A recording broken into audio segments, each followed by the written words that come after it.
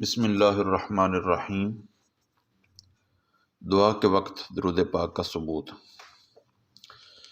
اگرچہ یہ حدیث پہلے بھی فضائل درود شریف کے حوالے سے بیان ہوئی ہے، لیکن چونکہ اس کا دعا کے ساتھ بھی بڑا گہرا تعلق ہے تو دوبارہ سماعت فرمائیں۔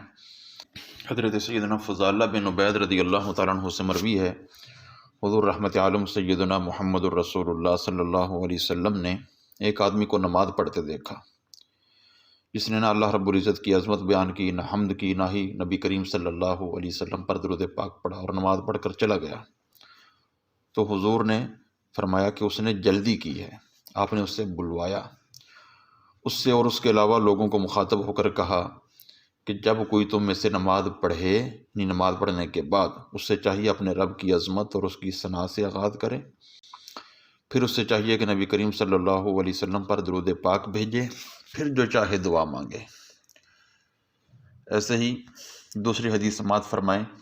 حضرت سیدنا عبداللہ بن مسعود رضی اللہ تعالیٰ عنہ فرماتے ہیں، کنت اصلی والنبی صلی اللہ علیہ وسلم وابو بکر وعمر معه فلما جلست بدأت بالثناء علی اللہ ثم الصلاة علی النبی صلی اللہ علیہ وسلم ثم دعوت لنفسی فقال النبی صلی اللہ علیہ وسلم سل تعطى سل تعطى۔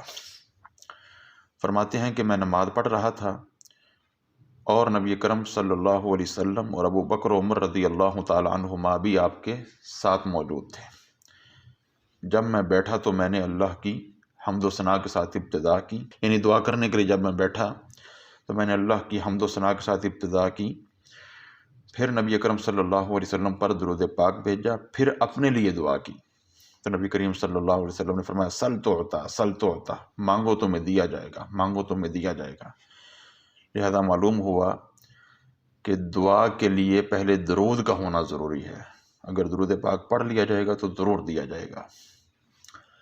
ایسے ہی حضرت سیدنا عمر بن خطاب رضی اللہ عنہ ارشاد فرماتے ہیں کہ دعا آسمان و زمین کے درمیان رکی رہتی ہے۔ ان الدعاء موقوف بین السماء والارض لا يصعد منه شيء حتى تصلي على نبيك صلی اللہ علیہ وسلم، کہ دعا آسمان و زمین کے درمیان رکی رہتی ہے، دعا سے ذرا بھی اوپر نہیں جاتی، یعنی دعا سے کچھ بھی قبول نہیں ہوتا۔ کب تک؟ حتیٰ تصلی علی نبی کا، یہاں تک کہ جب تک کہ تو اپنے نبی صلی اللہ علیہ وسلم پر درود پاک نہ بھیج لے۔ اس کی شرح میں جلیل القدر محدث ملا علی قاری مرقات المفاتیح میں فرماتے ہیں، قال المحققون من علماء الحدیث، کہ محقق علماء حدیث کہتے ہیں کہ اس قسم کی بات اپنی رائے سے نہیں کہی جا سکتی، لہذا یہ حکماً مرفوع ہے۔ یعنی بظاہر اگرچہ حضرت سیدنا عمر بن خطاب رضی اللہ عنہ کا فرمان ہے، لیکن صحابی کا ایسا قول جس میں قیاس اور رائے کو دخل نہ ہو۔ اب صحابی یہ بات نہیں کر سکتا اپنی طرف سے کہ دعا رک جاتی ہے، یقیناً یہ بات قیاس کے ذریعے، عقل کے ذریعے نہیں پہچانی جا سکتی، یہ یقیناً حضور علیہ السلام نے ان کو بتائی ہے۔